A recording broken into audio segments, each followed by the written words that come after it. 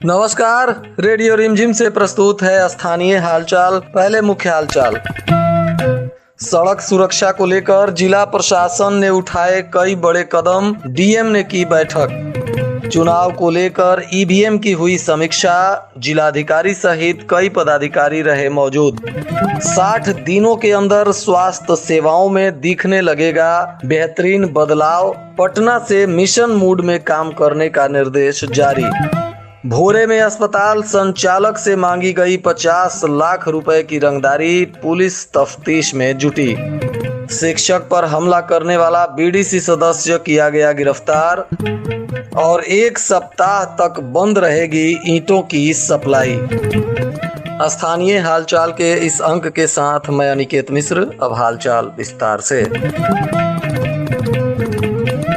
जिलाधिकारी डॉक्टर नवल किशोर चौधरी की अध्यक्षता में अपर समाहर्ता वीरेंद्र प्रसाद और जिला परिवहन पदाधिकारी मनोज कुमार रजक के द्वारा सड़क सुरक्षा समिति की त्रैमासिक समीक्षा बैठक की गई, जिसमें कई अहम फैसले किए गए। इसमें आंकड़ों की समीक्षा हुई और दुर्घटना पर रोक लगाने संबंधी उपायों पर भी विचार विमर्श किया गया। साथ ही चिन्हित ब्लैक स्पॉट पर दुर्घटना से बचने के लिए पथों के स्वामित्व वाले विभागों द्वारा सुरक्षात्मक कार्य कराने को लेकर बातचीत की गई। साथ ही एनएच और एसएच एवं अन्य विभागीय क्षतिग्रस्त पथों को शीघ्र मरम्मति का भी निर्देश दिया गया और प्रत्येक शनिवार तथा सप्ताह में किसी एक दिन सभी थानाध्यक्षों के द्वारा हेलमेट, सीट बेल्ट, वाहनों के प्रदूषण जांच और कम उम्र वाले बच्चों के द्वारा वाहन चलाने को लेकर सख्त निर्देश दिया गया है कि इसकी जांच पड़ताल की जाए और ऐसे लोगों पर कार्रवाई की जाए। वहीं ओवर स्पीड, रेस ड्राइविंग इत्यादि पर भी सख्ती से अभियान चलाने को लेकर निर्देश दिया गया।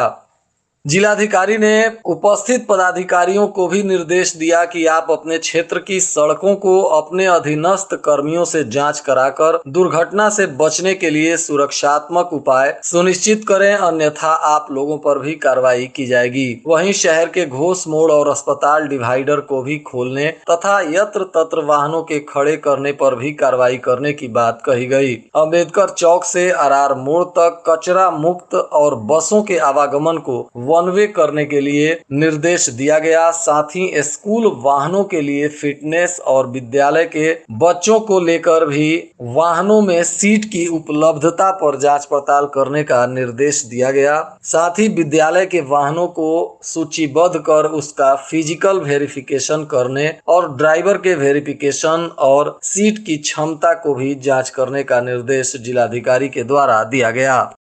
गोपालगंज में होने वाले नगर निकाय चुनाव तथा आने वाले वक्त में विधानसभा के उपचुनाव को भी लेकर जिला प्रशासन ने तैयारी शुरू कर दी है। इसी को लेकर पटना से एक टीम आई थी और उसके साथ जिलाधिकारी ने भी मिलकर ईवीएम वेयर हाउस में पहुंचकर वहां ईवीएम की समीक्षा की और जांच पड़ताल किया गया। इस अवसर पर उप निर्वाचन पदाधिकारी गोपालगंज शशि प्रकाश राय भी उपस्थित रहे। साथ ही पटना से पहुंची टीम के नोडल पदाधिकारी धीरज कुमार और निर्वाचन विभाग पटना से आए अरुण कुमार भी अपनी टीम के साथ ईवीएम की जांच पड़ताल करते रहे।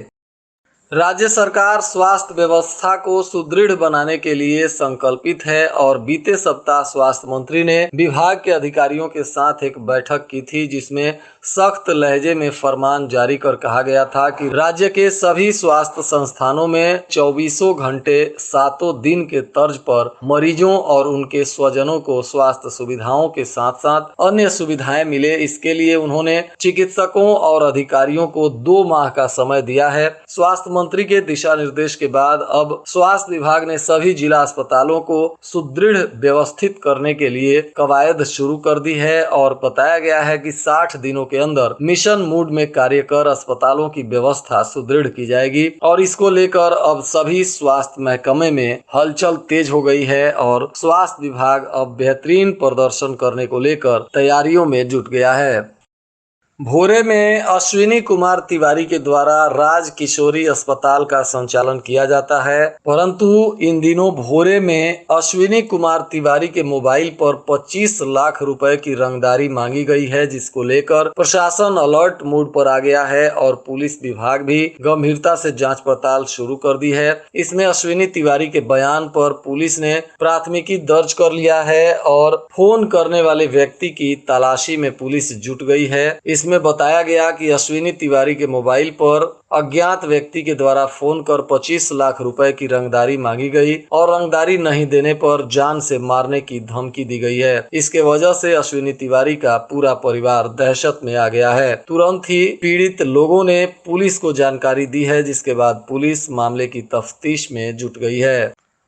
बरौली के माधोपुर हाई स्कूल के प्रधानाध्यापक पर हमला करने वाले बीडीसी सदस्य को पुलिस ने गिरफ्तार कर लिया है। बताते चलें कि बीडीसी सदस्य संजीव कुमार उर्फ सोनू के द्वारा पिछले कई महीनों से विद्यालय के प्रधानाध्यापक के साथ विवाद चल रहा था। इसमें कई बार मीडिया में खबरें भी चलाई गई थी। इसी को लेकर सोनू कई गंभीर आरोप विद्यालय प्रबंधन पर लगाते रहे, परंतु सोमवार को संजीव कुमार उर्फ सोनू ने प्रधानाध्यापक पर हमला कर दिया और लाठी डंडों से उनकी पिटाई की, जिसके बाद प्रधानाध्यापक ने इसकी जानकारी स्थानीय पुलिस को दी तो माधोपुर ओपी थाना की पुलिस ने त्वरित कार्रवाई करते हुए बीडीसी सदस्य संजीव कुमार उर्फ सोनू को गिरफ्तार कर लिया है और आगे पूछताछ करते हुए कानूनी कार्रवाई की जा रही है।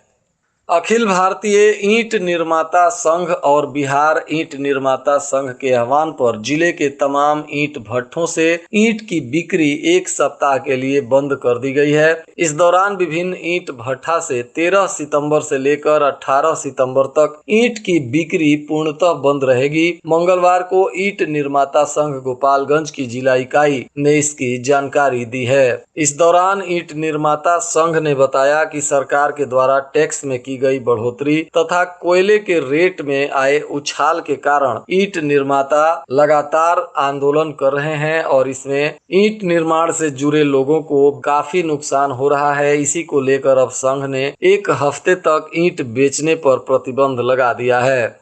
हर बार इंटर की परीक्षा में 85% से ज्यादा छात्र बेहतर अंकों के साथ सफल होते रहे हैं और इसको देखते हुए जिले के 245 उच्च माध्यमिक विद्यालयों के छात्रों ने इंटर में एडमिशन लिया है, लेकिन इनमें 100 से ज्यादा ऐसे विद्यालय हैं जहां इंटर की पढ़ाई के लिए ना तो कोई इंफ्रास्ट्रक्चर है और ना ही इन्हें पढ़ाने के लिए कोई शिक्षक हैं। एक तरफ डीएम द्वारा शिक्षा विभाग के साथ बैठकें कर विद्यालयों में नामांकित छात्रों की उपस्थिति बढ़ाने को लेकर निर्देश दिया जा रहा है, तो वहीं दूसरी तरफ स्कूलों की इस हालत से छात्रों को भारी परेशानी हो रही है। बताया जा रहा है कि इंटर में नामांकन के लिए जिले में इस बार 98 विद्यालयों को उत्क्रमित करके उच्च माध्यमिक विद्यालय में तब्दील किया गया है। इनमें 13 ऐसे विद्यालय हैं जो प्राथमिक से उत्क्रमित करके मध्य और मध्य से उत्क्रमित करते हुए सीधे उच्च माध्यमिक विद्यालय में तब्दील किए गए हैं, परंतु कई विद्यालयों में शिक्षक और इंफ्रास्ट्रक्चर्स की कमी से छात्रों को भारी समस्याओं का सामना करना पड़ सकता है।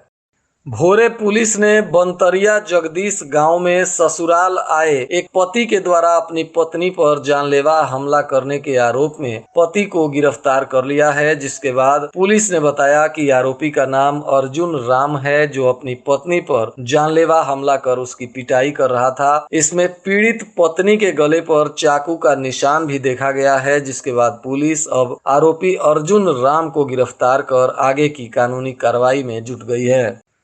जिला प्रशासन अब जिले के सभी कस्तूरबा गांधी बालिका विद्यालय में लगे सीसीटीवी कैमरे को इंटरनेट नेटवर्क से जोड़ने की तैयारी शुरू कर दी है। इसको लेकर राज्य कार्यालय ने निर्देश जारी कर दिया है।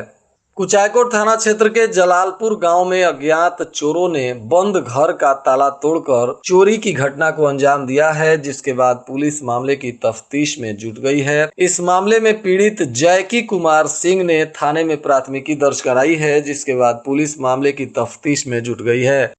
वहीं कटिया वार्ड नंबर 3 में एक किराना दुकान में चोरी करते हुए चोर को दुकानदार ने रंगे हाथों पकड़ लिया, जिसके बाद पिटाई करते हुए स्थानीय लोगों ने चोर को पुलिस के हवाले कर दिया, जिसके बाद पुलिस मामले की तफ्तीश में जुट गई है। इस घटना में पीड़ित दुकानदार सुनील कुमार बर्नवाल ने प्राथमिकी दर्ज कराई है, जिसमें आरोपी कटिया के ही वार्ड नंबर 3 का रहने वाला सुनील राजभर बताया जा रहा है। पुलिस ने इस आरोपी के पास से चोरी के 20,000 रुपए बरामद भी किए हैं, जिसके बाद इस आरोपी से पुलिस पूछताछ करते हुए इसे न्यायिक हिरासत में जेल भेज दी है।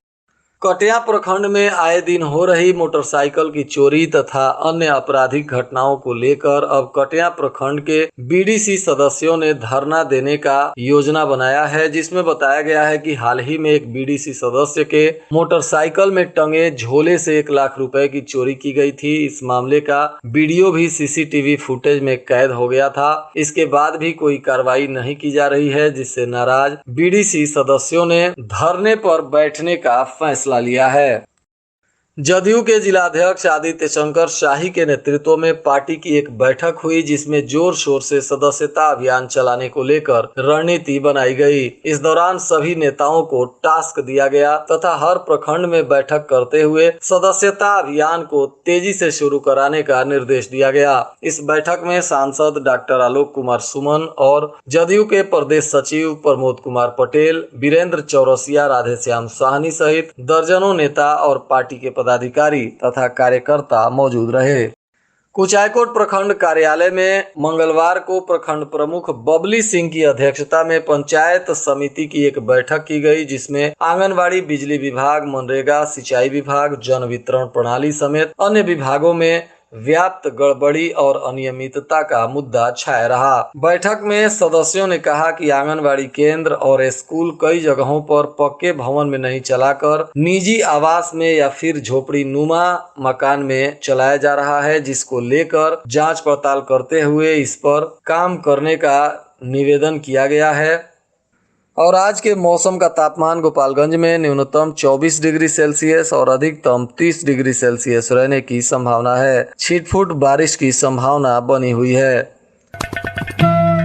अंत में मुख्य हालचाल एक बार फिर। सड़क सुरक्षा को लेकर जिला प्रशासन ने उठाए कई बड़े कदम, डीएम ने की बैठक।